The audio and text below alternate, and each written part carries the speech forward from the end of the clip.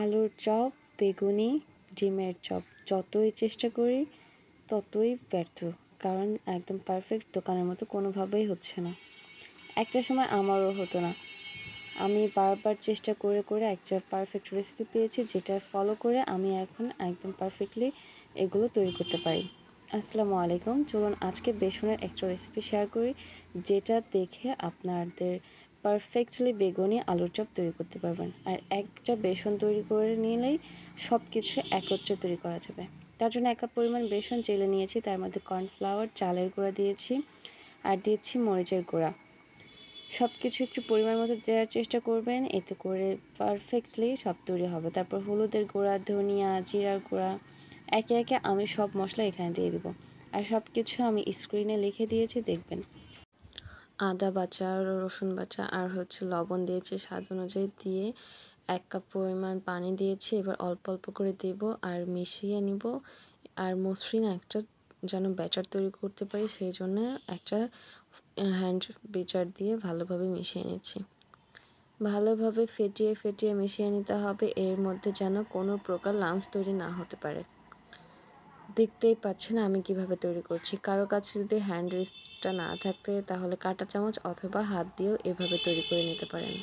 দেখতেই পাচ্ছেন একবারে পানি ঢেলে না দিয়ে অল্প অল্প করে দিচ্ছি আর মিশিয়ে নিচ্ছি, এতে করে পাতলা বা ঘন ব্যাটার হতে পারবে না। বুঝে শুনে যে পরিমাণ ব্যাটার আমি চাচ্ছি ঘনত্ব, সেই অনুযায়ী গলিয়ে নিতে পারবো। একদম মসৃণ করে আমি ব্যাটার তৈরি করার চেষ্টা করছি। তো অলরেডি আমার ব্যাটারটা তৈরি হয়ে গিয়েছে।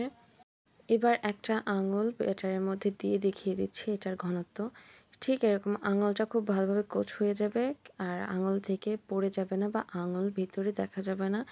এরকমটা যখন হবে, মনে করতে হবে যে এটা হয়ে গিয়েছে। সবশেষে 1/2 চা চামচ বেকিং সোডা দিয়েছি। এবার এটাকে ভালোভাবে মিশিয়ে 10 মিনিটের জন্য রেস্টে রেখে দেব। তারপরে যেভাবে আমরা বেগুনের জন্য বেগুনগুলোকে কেটে নিই, ঠিক সেভাবে কেটে নিয়েছি। এবার এগুলোর মধ্যে চুবিয়ে তারপর তেলে ভেজে নিতে হবে। দেখতেই পাচ্ছেন বেগুনগুলোকে দেখা যাচ্ছে না, বা বেগুন থেকে খুব সহজেই ব্যাটারটা পড়ে যাচ্ছে না, তাহলে বুঝতে হবে যে আপনার ব্যাটার গোলানোটা পারফেক্ট হয়েছে। তেলটাকে বেশ কিছুটা গরম করে নিয়ে তার মধ্যে এটা দেওয়ার সাথে সাথে দেখবেন ফুলকো হয়ে যাচ্ছে। চুলার আঁচটাকে লোতে রেখে এগুলোকে ভেজে নিলে হবে। দুপাশ উল্টে পাল্টে এটাকে ভেজে নিতে হবে। আর দেখতে পাচ্ছেন কতটা ফুলকো হয়েছে, আর বেশ ক্রিস্পিও কিন্তু হয়েছে, কারণ এর মধ্যে কর্নফ্লাওয়ার, চালের গুঁড়া দুটাই ইউজ করেছি। কারো কাছে কর্নফ্লাওয়ার না থাকলে বাদ দিতে পারেন, তবে চালের গুঁড়াটা দেওয়ার অবশ্যই চেষ্টা করবেন। 2 পাশ ভালোভাবে ভেজে নিয়ে তারপর উঠিয়ে নিচ্ছি। আর এর আগে তেলের মধ্যে আমি আরেকও একটা রেসিপি করেছিলাম, সেটা অলরেডি আপনারা দেখে ফেলেছেন, তাই জন্য তেলের মধ্যে বেশ কিছুটা ময়লা দেখা যেতে পারে। এবার আমি যেটা দেখাচ্ছি, এটা আমি শসা দিয়ে করেছিলাম। কেউ কখনো শসা দিয়ে বেগুনি মতো বানিয়ে খেয়েছেন? একবার হলেও বাসায় খেয়ে দেখতে পারেন, ভীষণ মজা হয়। দেখুন এটা দেওয়ার সাথে সাথে ফুলে উঠছে। আসলে আমি এখানে বোঝানোর চেষ্টা করছি যে একটা ব্যাটার দিয়ে অনেক রকমের তৈরি করা যায়। চাইলে এখানে আলুর চপও কিন্তু তৈরি করতে পারেন। আলুটাকে মেখে জাস্ট এইভাবে করে ব্যাটারে কোট করে তেলে ভেজে নিতে হবে।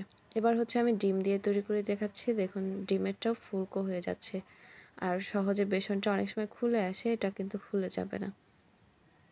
ডিমগুলোকে দেওয়ার পরেও দুপাশ উল্টে পাল্টে ভেজে নিয়ে উঠিয়ে নিব।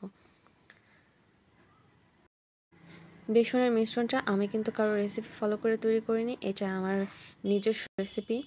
এটা আমি তৈরি করতে করতে এই রেসিপিটা এসে আটকেছি, আর এভাবে করে তৈরি করলে একদম পারফেক্ট দোকানের মতো হয়, আর খেতেও ভীষণ মজা হয়। তো এর মাঝে ডিমগুলোকে হয়ে গেছে, আমি একে একে সবগুলোকে একসঙ্গে ভেজে নিয়েছি। আজকের মূলত রেসিপি ছিল বেসনের মিশ্রণ তৈরি করা, যেটা সহজে তৈরি করে অনেকগুলো একসঙ্গে তৈরি করা যায়। তো আজকে ভিডিওটি কারো ভালো লাগলে চ্যানেলটিকে সাবস্ক্রাইব করে রাখবেন, পাশে থাকা বেল আইকনটি ক্লিক করে রাখবেন। ফেসবুক থেকে দেখলে পেজটিকে লাইক অ্যান্ড ফলো করে রাখবেন। আজ এ পর্যন্তই, আল্লাহ হাফেজ।